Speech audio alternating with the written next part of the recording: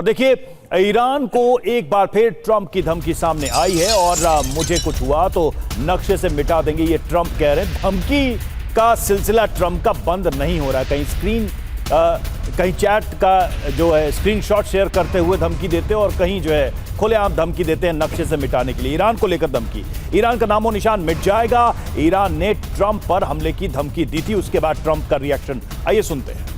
तो ये आपने धमकी सुनी दत्ता सर, कई बार तो मुझे लगता है कि कोई ऐसा सवाल नहीं है जिसका ट्रंप जवाब नहीं देना चाहता। आप उनसे पूछ लीजिए, अगर सब्जी का भाव भी पूछेगा तो वो बता देंगे। मतलब रिएक्ट करना ही करना है उनको, चाहे मसला ईरान का हो, चाहे वो ग्रीनलैंड का हो, चाहे नेटो तोड़ने का हो, चाहे दुनिया में नोबेल प्राइज लेने का हो, जंग कराने का हो, जंग रोकने का हो, सारा क्रेडिट वो लेना चाहते हैं। बिल्कुल।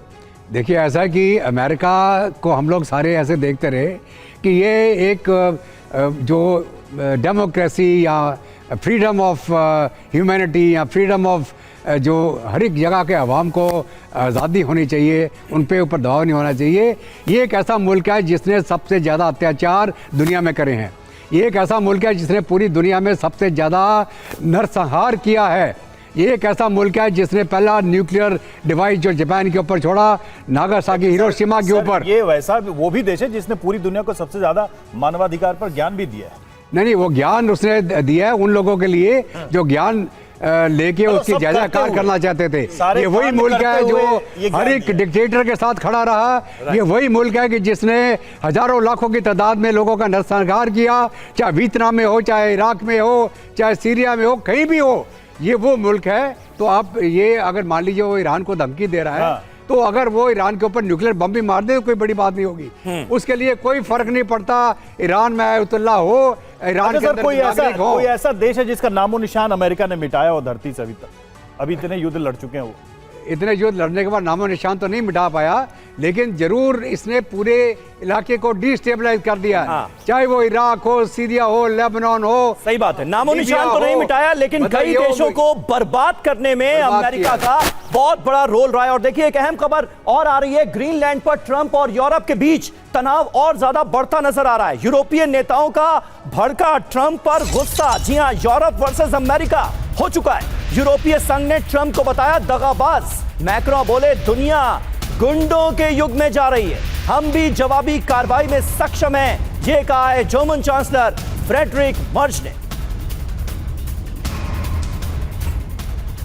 तो देखिए किस तरह से अब गुस्सा भड़कता नजर आ रहा है यूरोपीय देशों के नेताओं का भी, और नेटो में दो फाड़ होता हुआ नजर आ रहा है।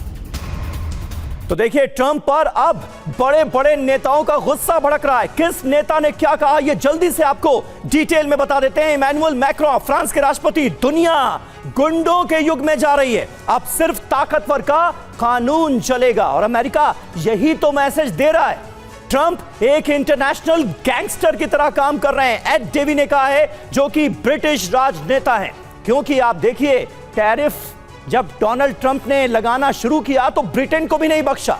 अमेरिकी सरकार जानती है कि हम भी अपनी तरफ से जवाबी कार्रवाई करने में सक्षम है, ये जर्मन चांसलर फ्रेडरिक मर्ज ने कहा है। इसके अलावा रूस के राष्ट्रपति व्लादिमीर पुतिन, वे सभी मालिक के कदमों में खड़े होंगे और धीरे से अपनी पूंछ हिलाएंगे, ये कहा है व्लादिमीर पुतिन ने। करारा सटीक संदेश देने की कोशिश की है कि आज की तारीख में नेटो देशों की औकात क्या रह गई, उनकी हैसियत क्या रह गई है। मनीष, खास करके व्लादिमीर पुतिन की तरफ से जिन बातों का जिक्र किया गया है कि अल्टीमेटली होगा वही जो अमेरिका चाहेगा, मालिक के सामने पूंछ हिलाते नजर आएंगे, बाकी सारे देश क्या, कड़वी हकीकत यही है। देखिए इसमें कोई दो राय नहीं कि रूस इस वक्त सबसे ज्यादा खुश है जब वो देख रहा है कि अमेरिका और यूरोप के बीच में ऐसा तनाव है। वो कहते हैं ना कि बिल्ली के बाग से छीका फूटा, या फिर आप कह सकते हैं कि पुतिन इस वक्त मौके पर चौका नहीं छक्के लगाने के लिए तैयार है। और वो लगातार इस तरह के बयान दे रहे हैं। लेकिन हाँ, ये बात तो सही है कि अमेरिका और पश्चिमी जगत में इस वक्त भूचाल आया हुआ है, क्योंकि प्रेसिडेंट ट्रंप जो काम कर रहे हैं अमेरिका के राजनेता भी पसंद नहीं कर रहे, अमेरिका की बड़ी आबादी उसको पसंद नहीं कर रही, और यूरोप तो पसंद नहीं ही कर रहा है। उन सबको लग रहा है कि हमारे बीच में एक भस्मासुर तैयार हो गया है। और जैसा कि आपने सही कहा कि अभी तो 3 साल और बाकी है, पता नहीं इस 3 साल में वो क्या करेंगे। अब आप सोचिए अमेरिका का राष्ट्रपति क्या स्टेटमेंट देता है कि ईरान को धरती से मिटा देंगे, या फिर हम ग्रीनलैंड के मामले में जिस तरह से वो टैरिफ की धमकी देते हैं, तो वैसी स्थिति में जाहिर है कि अब रेस्ट वर्ल्ड कम्युनिटी को ये सोचना पड़ेगा कि अगर व्हाइट हाउस में कोई इस तरह का व्यक्ति बैठ गया जिसको आप बंदर के हाथ में अस्तूरा लग आने वाली बात कहते हैं, तो फिर उसको आप किस तरीके से डील करेंगे? क्योंकि अब तो वो ये भी कह रहे हैं कि यूएन की जरूरत नहीं है, मेरा बोर्ड ऑफ पीस ही जो है वही यूएन को रिप्लेस करेगा। और तो और बातचीत का स्क्रीन शॉट जो है वो शेयर कर रहे हैं, चैट का स्क्रीनशॉट। ये कौन सी डिप्लोमेसी कर रहे हैं? रवि, मतलब लोएस्ट लेवल ऑफ मजाक में मैं कहूं रवि, तो इसीलिए मैं डोनाल्ड ट्रंप को कोई मैसेज नहीं भेजता। पता नहीं मेलानिया ट्रंप भी भेजती है कि नहीं, क्योंकि ट्रंप को बस केवल 10 सेकंड का फेम चाहिए। और लेकिन दूसरी बात यह भी है कि आप ये सोचिए कि इसी वजह से, मतलब कई बार हमारे दर्शक भी सोचते हैं कि भारत कोई जवाब नहीं देता, प्रधानमंत्री मोदी क्यों नहीं जवाब तो देते? बात करना ही इसी मुश्किल वजह है, से, क्योंकि आप उनको फोन करेंगे, पता नहीं क्या करेंगे, नहीं करेंगे, क्या कोई ठिकाना करेंगे? नहीं है। कब किसका मैसेज, कब किसके मैसेज का screenshot truth social media site पर आ जाएगा, डोनाल्ड ट्रंप उसे पोस्ट कर देंगे, अब तो ये भी कोई नहीं जानता। इसलिए आने वाले वक्त में जो बड़े बड़े राष्ट्राध्यक्ष हैं वो भी ट्रंप को मैसेज करने से पहले हिचकेंगे, तो ये तो जरूर है रवि। बिल्कुल। और चलिए अगली खबर देखिए। नाटो पर अमेरिकी शिकंजा कसा और पेंटागन नाटो में अमेरिकी भूमिका को कम करेगा।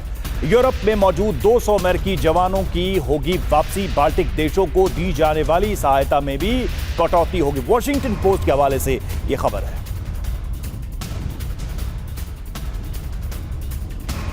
और आइए अब आपको बताते हैं कि नाटो को लेकर डोनाल्ड ट्रंप का रुख क्या है। सोशल मीडिया साइट पर नाटो को लेकर ट्रंप ने क्या लिखा है? मुझसे ज्यादा किसी ने नाटो के लिए नहीं किया।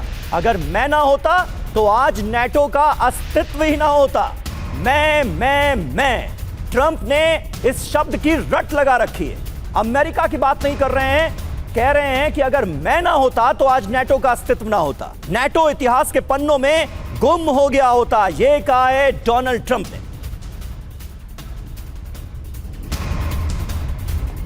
और देखिए ट्रंप ने ग्रीनलैंड को बताया है अमेरिका की जरूरत और हमें राष्ट्रीय सुरक्षा के लिए इसकी जरूरत है, ये ट्रंप कह रहे हैं। नाटो देश हमसे बहुत कुछ खरीद रहे हैं, ये भी ट्रंप ने कहा है। तो नाटो कंट्रीज को लेकर लगातार इस तरह की बातें, इस तरह के दावे कर रहे हैं ट्रंप। कभी वो कहते हैं कि अस्तित्व नाटो का मेरी वजह से है, कभी वो कहते हैं कि बहुत कुछ मैं बेच रहा हूं नाटो देशों को और इसलिए हमारी जरूरत को भी वो समझें। ग्रीनलैंड हमारी जरूरत है।